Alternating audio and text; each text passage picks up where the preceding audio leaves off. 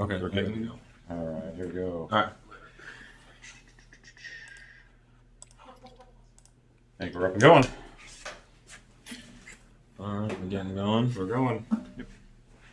I think we should be up on everything. Just give a quick check.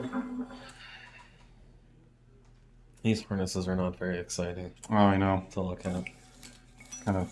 Well, now you can't see them. Oh, shoot. I Sorry. had the There we position, go. so at least you could try to see something. All right. Instagram's good, YouTube's good. Yep. Looks like we're up. Cool. All right, let me get my thing up. Good morning, gents and ladies, and anyone else who's joining. Sorry, we're just getting up and running here. Oh, start. Oh, there we go. Yes. All right, welcome to the 034 Motorsport live chat. Episode number 205? Six. We're going to answer all your questions about all things 034. I'm Javad Shadzi, and this is Nate Stewart. We're wearing the same shirt today. That's exciting.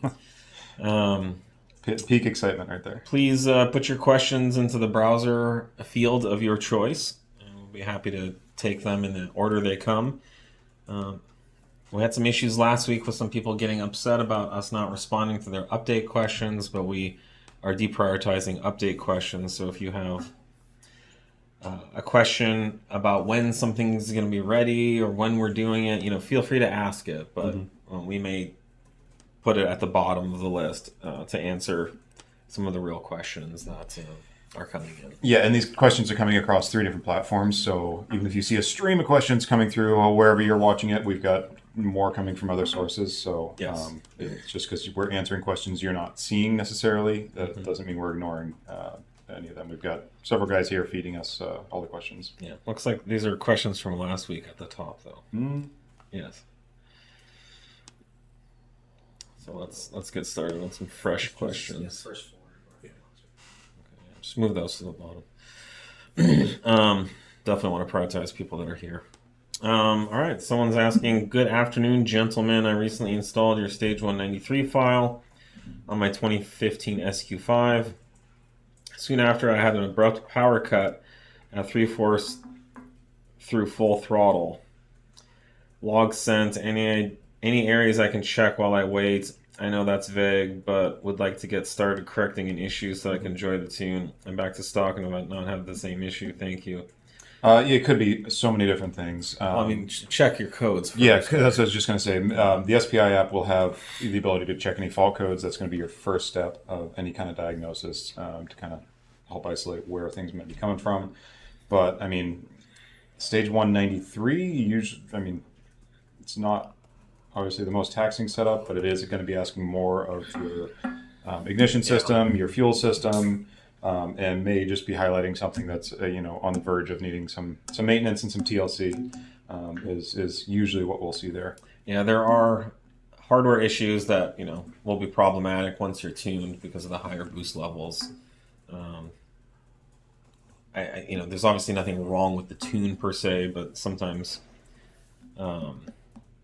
these kind of issues can crop up once you flash, and once you've got more. A spark plug or a coil or a boost hose is kind of pushed to a higher level it's never been before, and then when you go back to lower boost levels, then so we'll help you get it figured out though. But definitely check your codes. Start with that. Yep. I'm planning on buying a used SQ7. Is there anything I should be on the lookout for? Are the turbo screens still an issue on later models? No, I think that was solved by Audi with an update. Yeah, that was the earlier Gen 4 liter. I haven't heard of the same on the later stuff. Yeah, it's like C6 era. C7 era. Yeah, I'm not an expert on SQ7, but I haven't heard anything. I don't know. Could be a good question for some of the maybe an SQ7 group out there. But I think in general they're good solid cars. Could someone hypothetically twin charge a B8 or B9 3.0T? If it's technically possible, what would the most difficult part be? It is technically possible. I would say the most difficult part would be making it work correctly. That's a very vague answer, but on the B8, there's no concept of a twin charged, I'm assuming you're talking twin turbo system here. On the B9, you could, in theory, get spicy and do RS style ECU and controller. That'll get you dual lambdas and dual boost control stuff. Supercharged and turbo. That's If it's supercharged and turbo, no, that's a whole different thing. I mean, the hardest part is going to be the engine management It's side. by far going to be the calibration side. And you're going to want to go to a standalone at that point, I think, if you wanted to. Yeah, I mean, it's technically doable on either, but it's going to be, you got to really know. But you'd have to have the expert level. You really have to know how to deal with the calibration side of it. Yeah. It's something we could figure out. We won't. Yeah. We won't spend time on that. But I think if you went to something like a Cyvax or a good standalone, then you can account for all that, and you're probably going to want some kind of valves to be opening and closing, maybe electric valves or vacuum actuated valves, so that you can keep the turbo out of the induction charge until it's spooled up. It's not a new thing. People have been twin charging things for a long time. I question with the level of complexity. The complexity has big knock-on effects for reliability. Yeah. You've got twice as much crap in the engine compartment to go bad. Things get really tight, and I really don't think the benefit's there, given the fact that you're probably always going to be working on it. Yeah, and just the overall system efficiency is going to be difficult to do any better than you could with just a single, more efficient power adder. Yeah. In either case. And I think we can all pretty much agree that a properly sized turbo is really hard to beat when it comes to broad torque and horsepower. Yeah. A really broad power band. Yeah, there's a few OEM examples out there where you've got a twin charge setup, but they're Really on small displacement motors just to get you a bigger feel, but it's not for the real performance side of things. Yeah, and I don't think. I mean, nowadays, a hybrid approach or a twin approach I would agree on would be with an electric motor, like what Audi's doing on the next generation. There's a company doing it for Porsches where they have an electric motor that sandwiches between the transmission and engine, and it provides another 100 horsepower. Mm-hmm. That's the kind of stuff where instantaneous power and torque, not a lot of additional complexity. I mean, you got some batteries, a controller, and a motor. You don't have a lot of extra fuel lines and oil lines and crap like that. So, anyways, I just don't have the energy for that. So just thinking anymore. So thinking about that. It's actually a guy, I don't know if he posted online much about it, but Scott Lampkin twin charged a C4 S4 5-cylinder. But I think he's now reverted back to a single turbo just because it was. I think it was The car you had here was single turbo, yeah. yeah. So he got rid of he had a twin turbo, like a twin charged 2 turbocharged setup. I think it was. Maybe it was a supercharger. I don't know, but it was twin charged. With Audi releasing more e-tron vehicles, will 0 through 4 be providing tuning for those platforms as well? If so, how will it differ from how you already tune the gas cars? Yeah, definitely. The factory ECUs for the EVs are still have a torque model. And so, Audi's approach anyways was to kind of just, the ECU controls the amount of torque that the gas or the diesel or the electric motor produces, and they don't really differentiate too much between the source of the torque. Now, obviously, there's no injectors or timing events or things like that with an electric motor, but we can tune and calibrate electric motor vehicles, and I'm sure we will be. Right now, there does not appear to be a market for it. Audi and Volkswagen electric vehicles seem to be doing pretty well. They're pretty popular, but people just aren't buying them and wanting to modify them. Yeah, the amount of like the e-tron GT stuff out there is a very, Yeah. very small amount of vehicles comparatively to anything else out there. Although, have you seen the prices on those? Not recently. They've come down Oh, that's good to substantially. hear. You can get like an e-tron GT for like 50 grand or something. Nice. And they're, to me, that's one of the most beautiful cars ever Yeah. made. It's a gorgeous car. But I think it will get there eventually.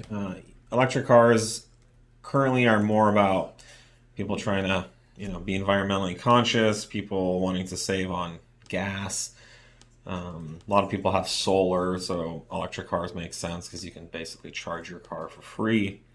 The performance customer who's looking for modification opportunities and looking for spirited driving and things like that, almost 99% are gasoline ICE people, right? Even if you look into the diesel world, the level of diesel tuning was much lower. Incomparable in these markets for sure. Yeah. Incomparable to. I mean, yes, there's like 2 companies, Volkswagen companies, that specialize in like TDI tuning, but compared to like hundreds for ICE. I think more in the States, and you get into the European stuff, and just your level of diesel like vehicles is much higher. But there's more diesels there, but I think it's still, as a percentage, still way lower. But anyways, EV's a substantial, movements on that, where there's some performance kind of tuning stuff, which is mostly like wheels and suspension stuff for Teslas. Nobody's really able to tune Tesla ECUs that I've seen. And I'm not aware of anyone in the Volkswagen Audi space offering calibrations for EVs, but it has to get there. I think in the next 5 to 10 years, that market will definitely develop. But it's more limited by customers than the cars. C7.5 A6 CREC burbles. We've talked about This it. was last week. Yeah, I think there's a couple of. This one was too. Not something that's high on our list right now. It's funny the crackles and burbles talk. It's so polarizing. It's a tough one to nail down what we're gonna put time into. The reason it's just not on or working is we do go in and add more. We don't just make the thing crackle and overrun on all decel events. We will, if we're going to do it, we'll go in and add software to do it correctly and control it correctly. So it's not just a quick change in the calibration only. Mm-hmm.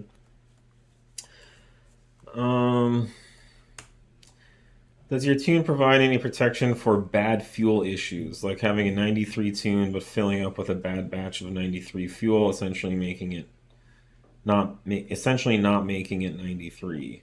Yeah, I mean, all of our calibrations will, obviously has a full knock sensing system, which is how all the OEM systems will recognize a degradation in fuel quality. So yes, you'll start getting into, depending on what model you're in, different ECUs do it different ways. Some have full low octane detection and calibration maps. Others will do a rapid adaptation of knock channels and pull the whole base timing down, essentially, to try and deal with that and combat that. And what you'll see in logs, you'll see like a bunch of knock activity, and then it'll all start kind of like coming down and down and down and down. You'll have just a normal amount of activity, but your overall timing has also come down for it as well. So it really depends on what ECU, what application. But yes, all of our tunes do obviously still utilize those factory models. Yeah. I know my own anecdotal experiences over the last 30 years, but I mean, how often in tuning support do we see someone who has bad fuel? We hear about people talking. Yeah, we'll have people just confirm that it's like try another tank of fuel or something, just to ensure that's not what it was, or maybe the wrong octane got put in. But it's super rare. Extremely rare. And I think it's kind of a scapegoat thing that a lot of people will blame the fuel, or they got a bad tank of fuel. Yeah. I think the chance or probability of getting a bad quote-unquote tank of fuel where you think you're getting 93, but it's actually 91, or there's this idea that fuel can just be bad. I don't even know what that means, but apparently your car doesn't run good because it's bad fuel. I think the chance of that happening is astronomically low. And these days, it used to be much more of a thing. There used to be water contamination issues with tanks. There used to be all kinds of stuff, but that has been addressed by legal agent or regulatory agencies that went kind of through a lot of the gas stations since the 80s. Yeah, maybe in the 70s and 80s or up to that point. Since I've been tuning, I've never personally experienced a bad tank of fuel. The one time I can document was we had a local gas station that accidentally pumped instead of E85, it was diesel or something. They put diesel in the E85 tanks. Obviously, the E85 tank wasn't bone dry, so it was a weird slurry of garbage in there. Yeah, and so we actually, a number of our customers were running E85, used that gas station, and we ended up performing like warranty work through a warranty company that the gas station or the fuel company hired, and we basically had to replace like the entire fuel systems and some motors and things like that. I mean, that's the one time I've heard, and that's the kind of bad fuel that, like, could happen when the tanks aren't cleaned properly or whatever. But it's extremely rare. So my point in all this is, if you hear a tuning company throwing around bad fuel a lot, it's probably an attempt to dodge, what the real issue is. And the same goes for us and our support team. Fuel is a very precisely manufactured, highly regulated thing. You can get fuel from any kind of gas station, and it meets strict standards of manufacturing. All fuel is pretty much made in the same refinery that's regional. And then, Chevron, they add some Techron, or, BP might do this, or but it's all the same fuel from the same place, and there's not people making gasoline on every street corner. So anyways, I don't see any tuning available on your website about ethanol tuning on the MK7 GTI. No, that is coming. It's not available yet this time. Yeah. It's been on our docket to work on. We've been working on it for quite a while. But I've driven MK7. We've tracked them. We've driven them. It's on our list of projects to try and knock out here. Yeah. Convince me to get the latest 8S TTS next year for track use. It is probably one of the most underrated Audis out there for track use. It is a super good platform for a fun track car. That car will be a weapon on track, and you could probably, driver skill, all things equal, keep up with GT3 RSs and all kinds of really great cars with the right modifications. With a nicely prepped TTS, those things are quick on track. Yeah, and you can get to a safe, reliable 400 horsepower. The DSG transmission is basically a racing transmission once it's got the right TCU tuning. Yep. And the cars are light, they're stiff. They have great turn-in, great grip. We have a full catalog of suspension parts to help you do it, and also to keep the car nice and streetable as well.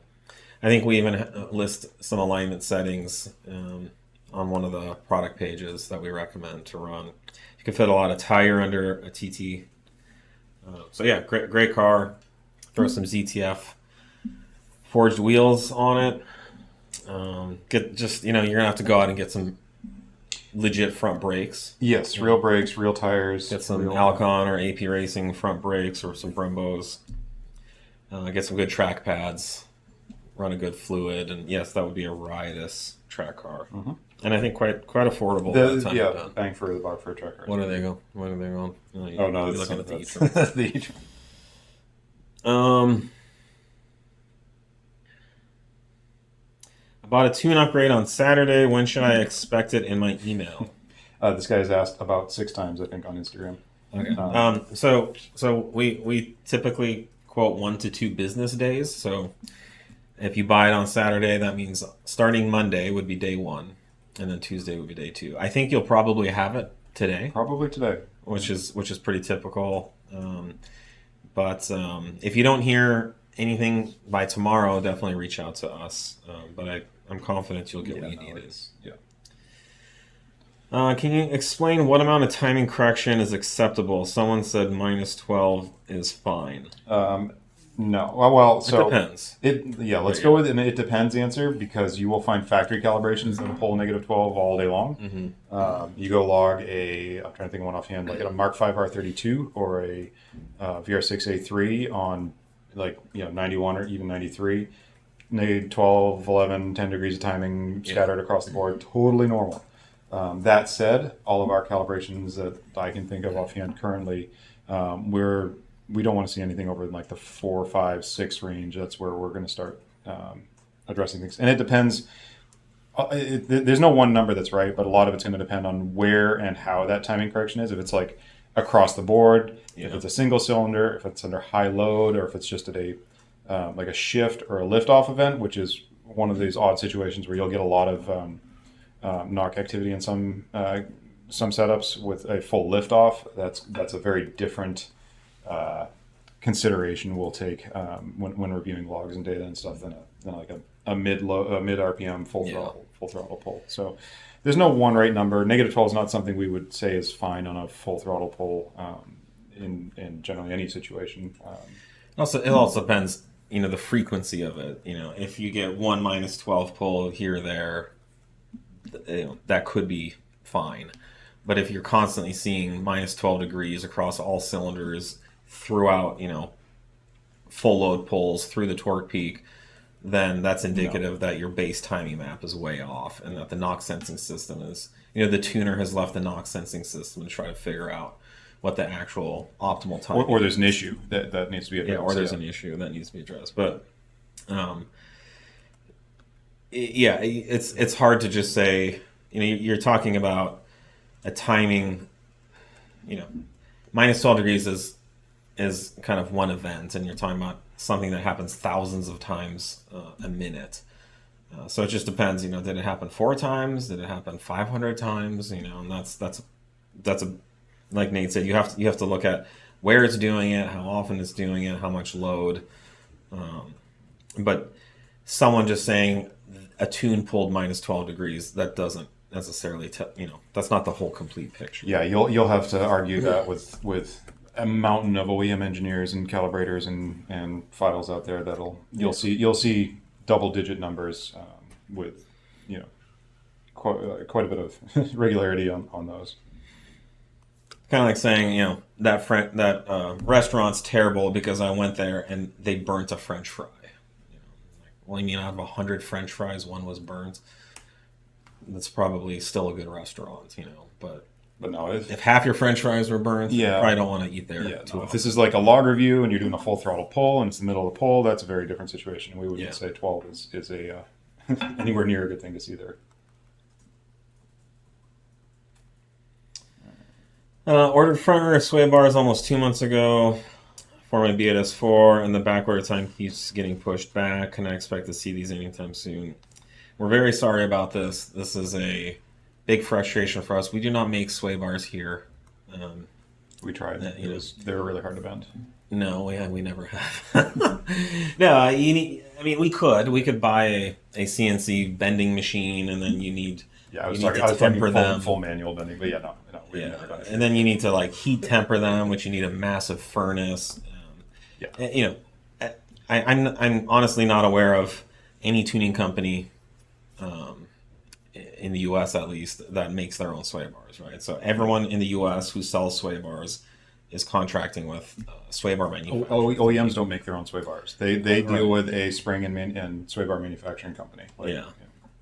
So this particular manufacturer that we're working with here in the U.S. has been struggling to deliver our sway bars in a timely manner, and there's been some QC issues that we've caught once they've been delivered. So the good news is you haven't gotten any bars with any problems, and once you get your bar, we will ensure that it meets all 100% of our critical specifications. But it's been taking a lot longer than it should have, and I think we made some mistakes here at not responding quickly enough to delays, and now we're in kind of a bad spot with some of these sway bars where they're 6 to 12 months late, and we're out of stock. So I'm not gonna whitewash it. It sucks. It's not your fault at all. If you'd like a refund, we'd be happy to give you one. I hope that you hang in there and give us a chance to deliver the best sway bars on the market.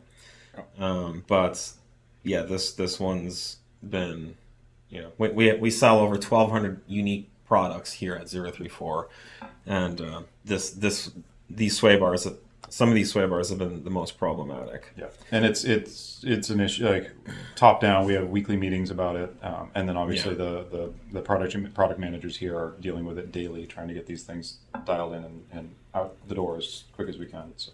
I mean, we're even having meetings with the top management of the company, to escalate these concerns to them, and so I don't have a date. We just got like 200 of them in last week, and they were all made incorrectly, and so this isn't a promise or anything, but we're supposed to get those bars are going to be completely reworked and made into specification, which involves some additional welding and fabrication. Yep. And we're supposed to have them back in 2 weeks. So it could be that you could have a bar in 3 weeks or something like that, barring any other delays or issues. I would just ask if you'd like to continue to communicate with our customer service team, and they can give you ETAs and updates. And again, thank you for your patience. I hope I didn't say too much, but we're here. Well, we're not. You have our attention, and So thank you for hanging in there. Appreciate it. Yeah, and in case anyone thinks we're perfect, we're just like any other company where we have to solve problems and overcome challenges. Yep. But thank you for your patience. It means a lot. Did you have a follow-up? Yeah, what? Just a thanks for hanging in there. Yeah. No, I was just talking appreciate about that. Is Nate ever going to admit he's Batman?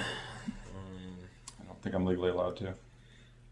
There's an NDA. Yeah. He had to sign an I had to NDA. sign an NDA for it. Yeah, with Gotham. Yeah. This is a fair question. When will 034 offer Stage 2 Plus Dyno Figures? Yep. I just brought this up last week with the team. I know. It's something we're still trying to prioritize along with all the other things. We don't want to put spoof numbers up, and it's just getting the same vehicle set up in the same way to have repeatable numbers between all of our other stuff. It's on our list. I feel shame every time someone asks. Apparently, I'm the short gray guy. Oh, damn. I'd like to know what type of nice cars the short gray guy has in his garage. Does the short gray guy drive as good as the old man with the beard? Hold on. Are you the old man? I'm the old man now. It is getting white every time, whiter and whiter every time. Okay. I think you're almost 10 years younger than me. No, you're like 6, but yeah. 6, okay. You know what? I used to have a lot of nice cars. I still have nice cars here at 034 that I get one to. more new one though. Mm-hmm. One new old one. Oh, no, Oh, I wouldn't call yeah, it a nice car. We'll though. see It's how just not a nice a car. fun We'll see how car. that goes. Might be okay. I currently have a 4MQ7 in my yeah. garage. That is very fun to drive and very fast, thanks to the 034 Motorsport catalog. But before this, I had a Gen 1.5 R8 V8, which was really fun. I really liked that car. But it just we kind of finished our development on the R8 product line, and it wasn't very practical for me. I have 4 kids. So we sold that so that we could buy the next car, and we did, and we have. But over the years, I've had the pleasure of owning multiple 1,000 horsepower cars that we built here. You can look up the 034 Motorsport GTI RS, which was probably the funnest build I've ever done.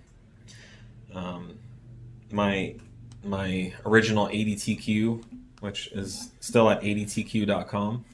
80tq.com. Don't say that. I Is it still up? I don't know.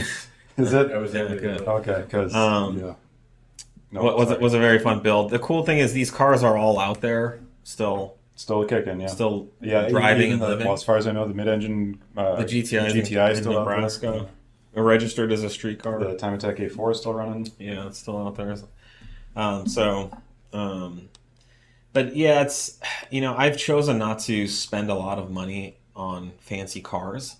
I think you can point to a lot of like owners in this industry who go out and buy fancy Lamborghinis and Ferraris or whatever. I've never really done that. I one time went and splurged on a 996 Turbo, which was like 45,000. They used, a used one, and then the R8. I think that was $80,000. We did development on all those. Though. Yeah, but we used it for 2 years for advertising. We developed a whole product line, which is more than paid off the car, and then we sold it for like as much as I paid for it. Thanks to COVID price. Thanks to the So no, I've just been trying to be very responsible with our financial resources, and put the money into the business. Like 8 years ago, I spent $600,000 on a new accounting ERP system. Which really has helped us become the company we are today. So I could have spent that money on a car, and it would have done nothing for the business other than maybe some cool Instagram shots.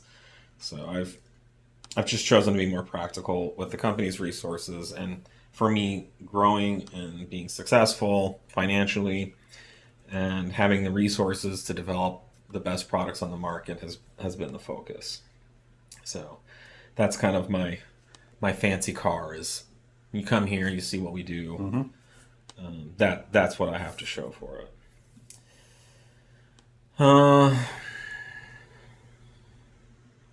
Number one was a follow-up to right before that. Watch one of these informative live streams from years ago. Y'all are up there now. Damn, throwing some shade this week. Yeah, so it is interesting. We've only been doing these for 4 years. Yeah. But my hair has gone almost totally white. My beard was black when we first started. Yep. So it's the aging process, which once you get into I don't know how old you are, but once you hit kind of your 40s, you start aging in dog years, and I think from my like mid 20s to my mid 30s to my late 30s, I kind of look the same, throughout that whole time. But then you get into your 40s, and the gray hair has a big effect. I think if I was still dyeing my hair, you probably wouldn't think that. But I'm actually in better shape than I was 4 years ago. I'm thinner, more muscular, better cardiovascular health, as verified by my doctor. So some things have gotten a lot better. Yeah. I make a lot more noises, like picking stuff up now, just moving in general than I used to. So Yeah. that's one telltale and stuff. Yeah, but it's been 4 years, so maybe it looks more like 10 or 15. Yeah, the presidential aging. Where did the name 034 come from? Oh man, we've covered this. We have a shirt on our website. I need to do like a graphic on that we can just pop up in the live stream for just. But when I started the company, it was all around tuning the 5-cylinder engine, the original Audi 5-cylinder, 10 and 20 valve engine, and I kind of came into the industry using this program called ETCA, which doesn't really exist anymore, but it used to be Volkswagen Audi's digital part microfiche. So in the old days, there was a microfiche system where you could pull microfiche slides, put them in the microfiche reader, and you could see exploded diagrams of different parts of the car. Suspension, engine compartment, cooling system, electrical system. And so ETCA was a digital software version of that, which was super convenient. So nice when that started. You could do searches, and if you got really good, if you really, the Volkswagen Audi partnering system is, let's just say, it's like a language, and once you learn how to speak it, it's incredibly powerful. And so you could find things in the Audi catalog, which we're talking about hundreds of millions of parts. But once you learn the language, you could just read it like a book, and you could find parts in there. But once you were familiar with the system, you could start using that language, right? So if you're talking about an Audi 5-cylinder and you wanted to be clear about which one you were talking about, you would talk about a 0345 5-cylinder. There was an 8-valve water-cooled engine, which was a 027. When the 27T came out, it was a 078.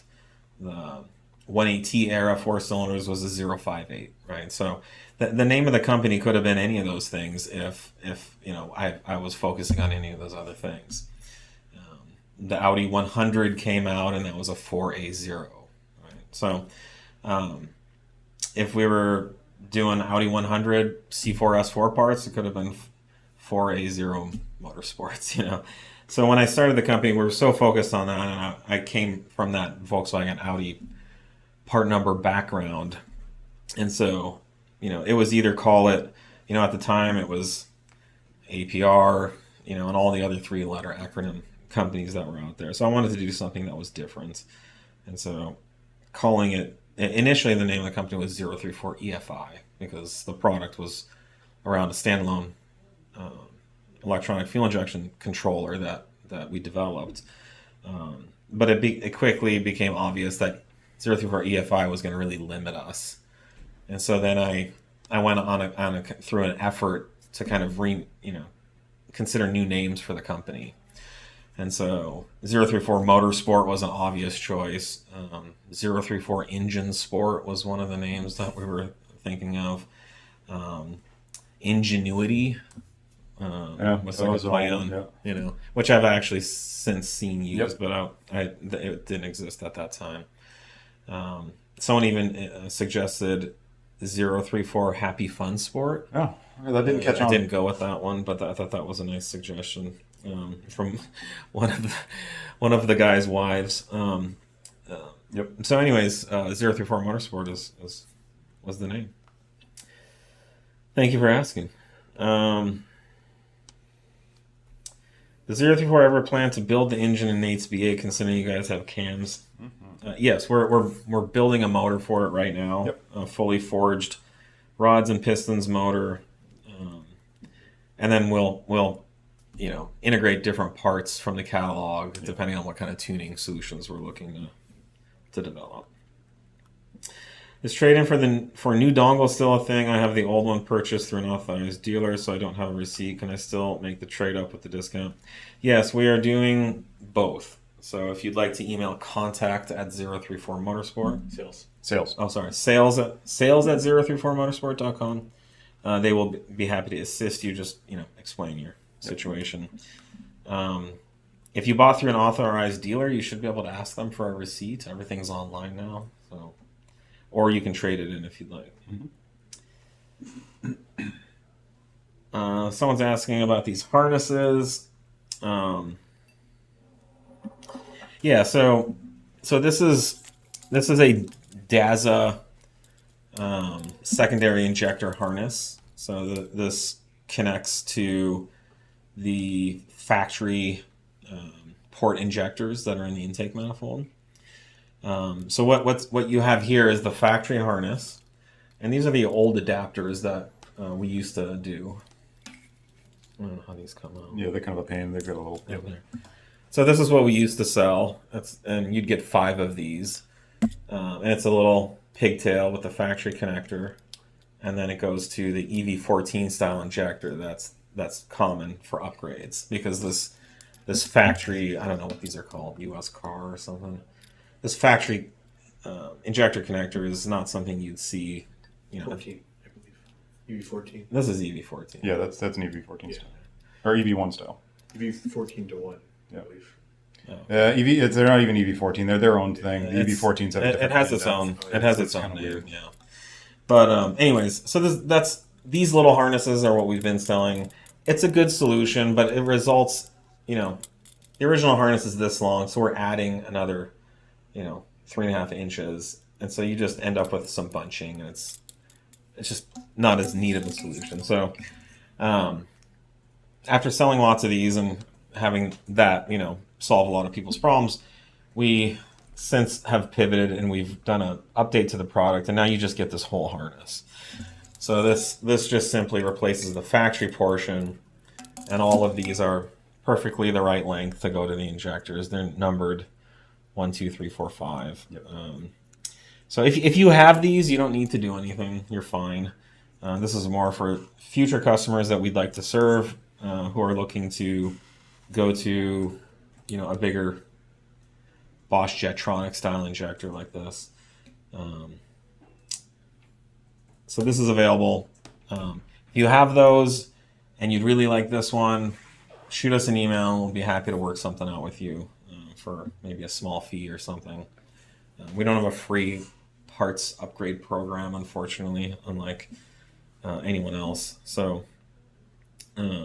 but if you want the latest and greatest, we'd be happy to work with you as well.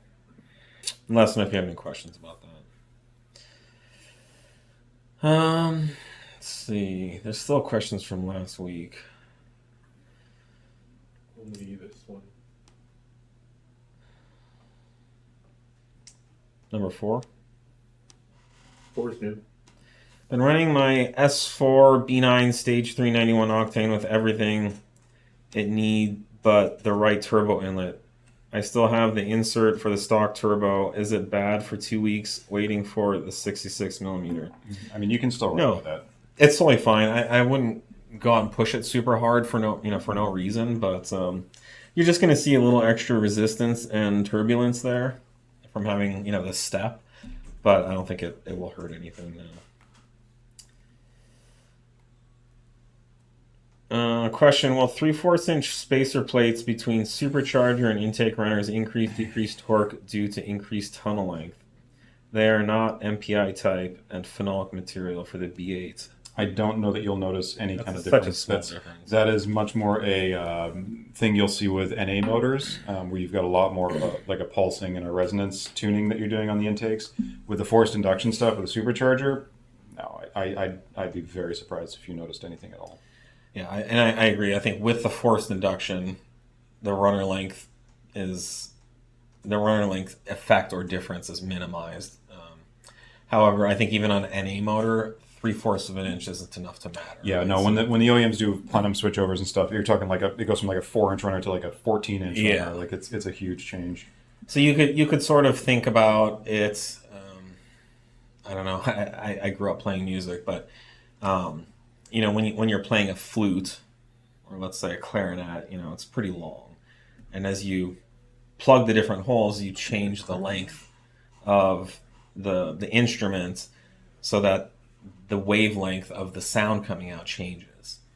And you can go to an online frequency calculator, and you could do the difference between a 6-inch long wavelength or sound wavelength and a 6 3/4 inch sound wavelength, and you're going to see the frequencies are basically the same. I mean, you're going to be a handful of hertz difference. It's just not enough to matter. So, and that's essentially what happens when you change the runner length, is you create a resonance that allows air to more efficiently, fill the cylinder. So if you get it right, there will be a resonance that actually helps promote air going into the combustion chamber. But 3/4 of an inch, just not enough to matter. So I think if you were adding a 6-inch spacer in there, that would probably be measurable. You'd see something happen. Yeah. And maybe 10 or 12-inch, like Nate said, a foot. Now you're getting somewhere. So, But again, that's all speaking from an NA. yeah.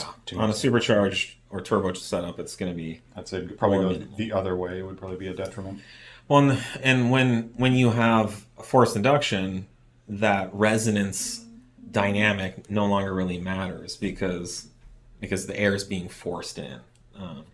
And so in that case, you just make the runner short. And you see this on factory motors too, where the NA version intake manifold will have really long runners, and then the turbo version will have really short runners. You saw this on, say, the Mark IV 1AT had 3-4 inch long runners, but in Europe there was an NA that had like 16-inch long runners. and the plenum wrapped around the motor. The runners wrapped over the top of the motor, and the plenum sat in the back of the motor, as far away from the front of the motor as you could get, pretty much. So, interesting topic. Are there any instructions on how to do data logs and send them to you for analysis? I still have the old laptop flasher. There are instructions. You'll typically get guidance from our support team when you are looking for gathering data from us. That old laptop, still have the old laptop. So the older laptop-based logger and whatnot is soon getting revised so that everybody's going to have the same features across all of our platforms. But if you have any questions, just set up tuning at, and they can let you know what files to log with, what settings to log with, and how to get that log for what you're trying to capture. There's no one set of instructions that's going to cover everybody. Do number 3.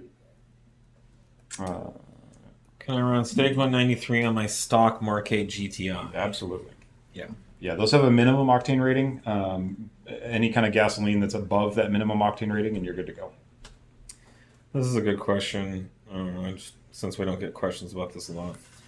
This is about our service business, ZTF Automotive. When ZTF quotes parts as part of a service, is there a standard markup that gets added by default? Recently got a quote that had most parts quoted 25 to 30% higher than what they are at places like genuine Audi parts and even dealerships. Just trying to get an idea of what is reasonable. I'm okay with shops charging markups. I was just wondering what the process is in general. So I'm not sure what you're seeing, but in the service department, when we sell a part, that includes the installation. There's a labor charge as well, but the labor charge and the cost of the parts include, our warranty, where we will change the part for you for free if the part goes bad. Okay. Say that's there's also manufacturing. there's also the sourcing of the part, the getting of the part, all the other stuff that is being handed off to someone else. Oh no, I know, but we wouldn't charge full retail markup for that, right? So our goal in service is not to mark the parts up. So we buy the parts from Audi or whatever supplier we get them from, and like just about every shop out there, we will quote them at the listed retail price. So for a factory Audi part, we would get the quoted retail price from Audi themselves. If it's an aftermarket part like a Miley or a Bosch part, then they will provide the retail price, and that's the price that all auto shops will attempt to sell for, so that they can cover any potential warranty claims, which are very, very expensive, right? When we sell a part and it fails, we have to do the whole job over again for free, and so we have to make a certain amount of money to be able to stay in business to do that. So I would question where you're getting your retail prices from. Feel free to communicate that to the service writer or whoever you're talking to. Our goal is not to charge more than anyone else, certainly not more than Audi or Bosch or whoever dictates. Our goal is to charge fair retail price, MSRP, so that we can provide the best service possible. Yeah, and it's one of the reasons no shop will take a customer supplied part. Like, say for example, you got all the parts cheaper. Some do, and but then, they and shouldn't. then, and then deal with warranty work on that part Right. if that part has an issue, just because it's that's all got to be wrapped. That's a big problem with customer supplied parts. Is you give us the part, we don't make any money. We made zero money on that part, so we have no money left to provide any follow-up services for that. We also have a warranty on the labor as well. So if we install something and we install it incorrectly, that's on us as well. So there's this, it's not like we're charging for that stuff, but every business needs a certain amount of profit to be able to operate and continue. And if we were out to sell on the lowest price, we would also only be able to offer the lowest service. Yeah. And that's not what we want to do. We want to offer the best service at fair prices. The right price. Mm-hmm. Does 034 own a Dragy, and do you guys ever post results from your cars on Dragy like the RS5 or Q7, even Nate's B8, 0 to 60 or 60 to 130? Yeah, all the time. Where do we post those in the blog?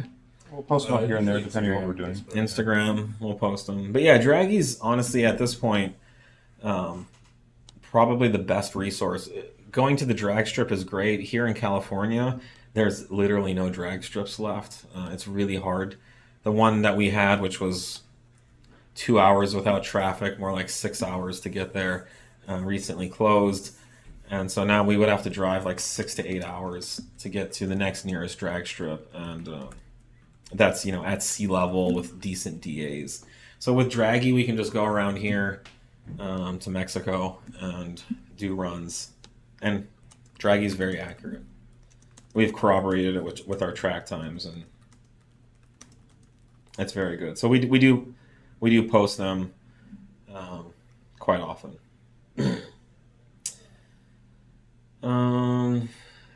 All 85 gas stations around me in Oakland say 51 to 83% ethanol. 51% is too low for your B9 S5 Stage 1 E85 tune, correct? What would that mean? I have to constant monitor the ethanol level every time I fill up. I'd be surprised if you saw 51%. Yeah, they all list that as a possible range, but this is one of the reasons we will recommend you get a monitor in there, so you can just quickly glance at it after a full fill up or something, just to make sure it's where it is. But everything around us has always been consistently in the 80% range, even though all the pumps will say 50 to 85. I've never seen anything other than 80 every time I fill in our area. Yeah, and I think we're just 30 minutes south of you, so I would say make sure you have an E85 monitor and go fill it up. I think you're going to be fine. I've filled up in Oakland as well, and it's been right in the same ballpark. I've never seen anything below 60.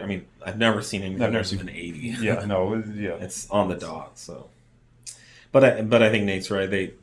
They put these signs up with just to kind of cover their asses. Yep. But that's the potential range that would be valid as a E85 pump. Yeah, but in reality, it's much better than that.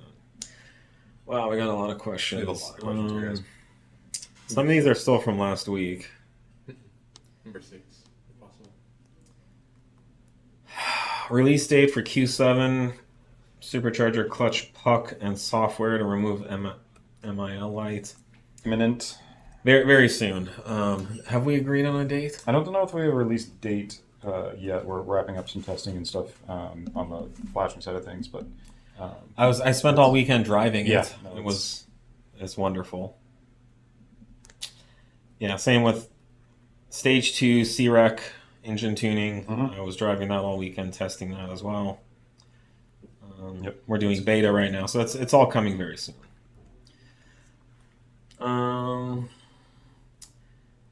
What's the difference between your transmount and the ECS transmount for a B8.5 S4?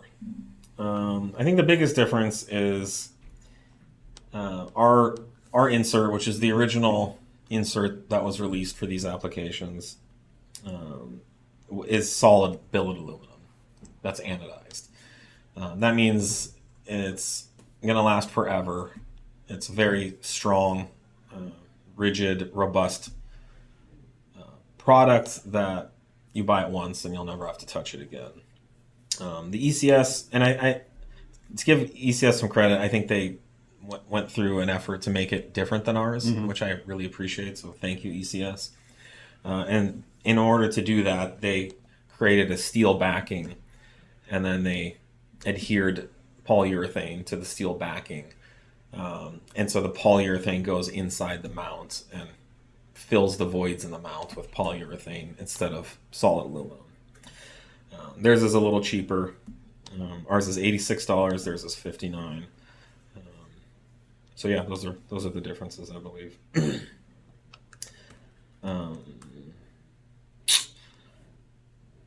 What else?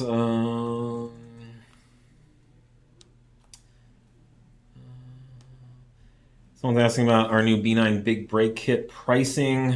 Yeah, so the kit will be sold as a front brake kit with rotors, lines, pads, Initially, we'll offer it with street pads, and we are coming out with track pads as well, which will either be purchased separately, or I guess we can put a option, if you want it delivered with race pads. But I think you're always going to want a street pad.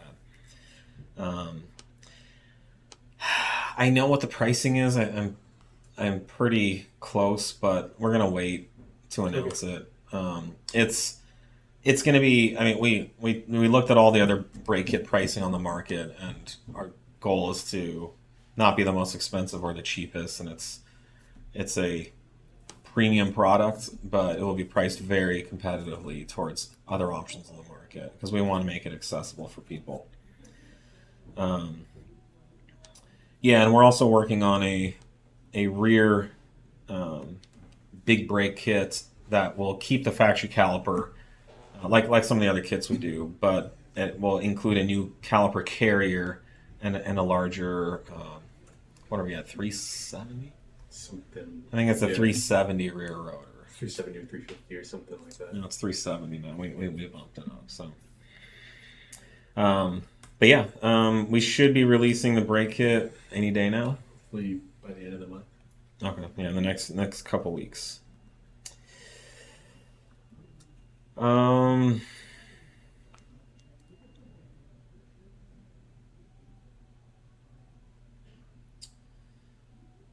B8 S4, when did stage 2 plus 93 octane get released? I never considered 2 plus before. I thought that the super duper and high pressure fuel pump piston were mandatory. Any ETA for You design? guys are twisting the knife on me on this one. It's been available the entire time we've had the 2 plus lineup. The data collection and stuff we did at the time, I can't remember why those dyno numbers never made it up. And then it's just been a thorn in my side since. But no, the files are available. They've been out for forever. And no, the super duper throttle body, that has never been a requirement for any of the stages. It is an optional It's an option. add-on. Just gives you more power up top. Yep. Anything we should jump on?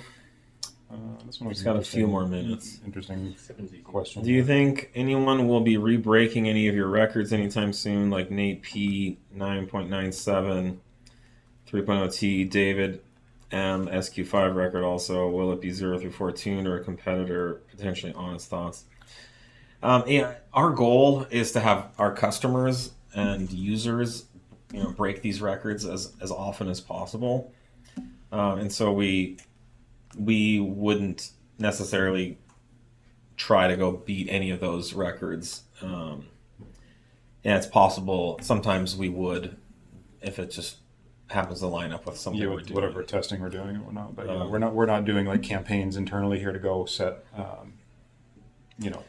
platform records necessarily. But like what David's doing with the SQ5 is fantastic, and there's nothing that we're going to be able to do nothing that we would want to do. Yeah. We have the skills to obviously do a lot, but he's out there doing such thorough work with such kind of vigor and enthusiasm that it would just be a huge distraction for us to try to match the level of effort that he's putting in. And it's way better to see, him out there doing it. And we talk about credibility. I mean, that's our whole pitch is you can just buy the stuff from our catalog and put it on your car and do these things, And it's interesting because we get criticized either way.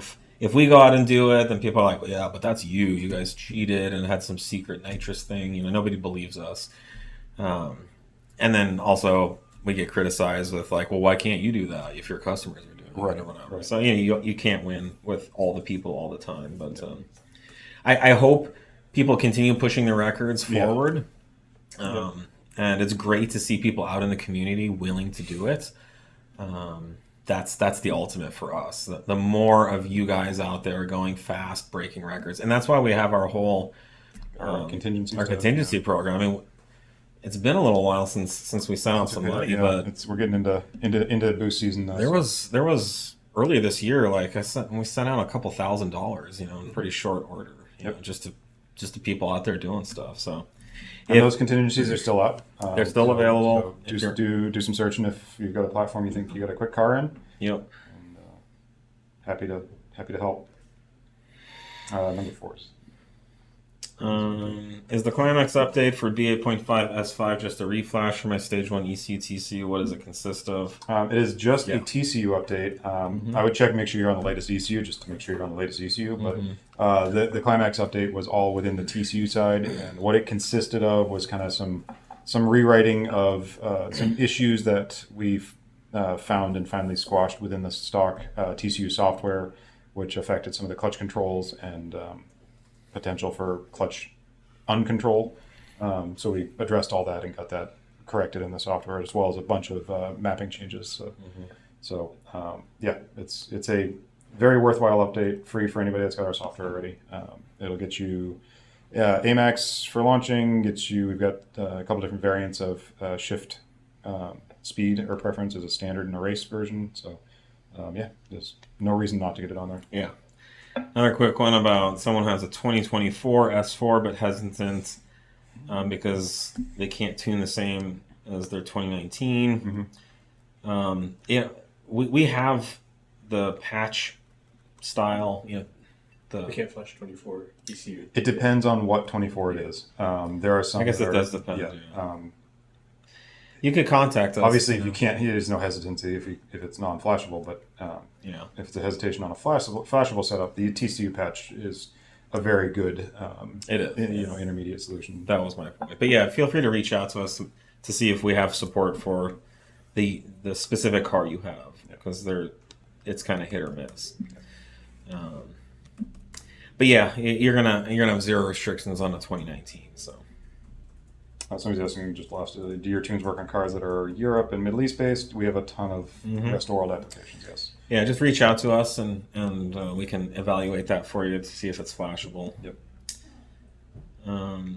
Yeah, no. And most of these motors now are world motors or world configurations. So that's why you don't see like a US based power chart and then a European based. They're essentially identical for a lot of the stuff we're doing now. I think we're out of time, unfortunately. Yep. I should probably get my little button here. All right, thanks for joining us this week. Appreciate it. I think we should see you next week.